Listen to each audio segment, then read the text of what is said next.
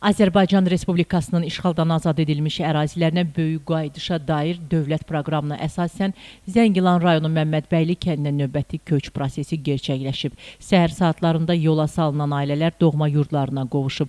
Məmmədbəyli kəndi bugün 30 ailə olmaqla 144 nəfərə qucaq açıb. Kəndə qədəm qoyan ailələr sevinç gözyaşları ilə öz doğma yurduna qovuşub və yaradılan gözəlliyi seyr ediblər. Doğma yurda qayıdan sakinlər hər tərəfli dövlət qayğısı ilə əhatə olunduğuna görə Prezident İlham Əliyevə və birinci vitse-prezident Mehriban xanım Əliyevaya təşəkkür ediblər.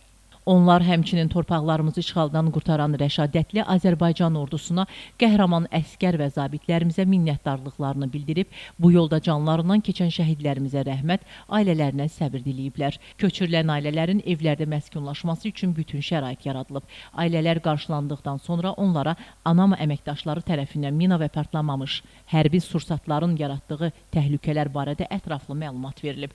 Ailələrə tanımadıqları naməlum əşya və cisimlərdən uzaq durmaları, belə hallarla qarşılaşdıqları təqdirdə isə aidiyyatı qurumlara məlumat vermələri tövsiyə olunub.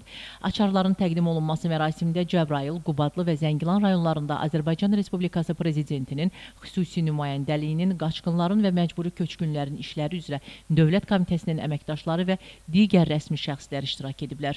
Ailələr sevinclə açarları qəbul edərək öz evlərində məskunlaşıblar. Qeyd edək ki, bu mərhələdə Məmmədbəyli kəndinə 30 ailə olmaqla 144 nəfər köçürülüb. Onlar Respublikanın müxtəlif ərazilərində yataqxana, sanatoriya, pioner düşərgəsi, yarımçıq tikililər və inzibati binalarda müvəqqəti məskunlaşmış ailələrdir. Könül Kazımova, Aydın Yavərzadə, Həcər Həsənova bugün informasiya proqramı üçün.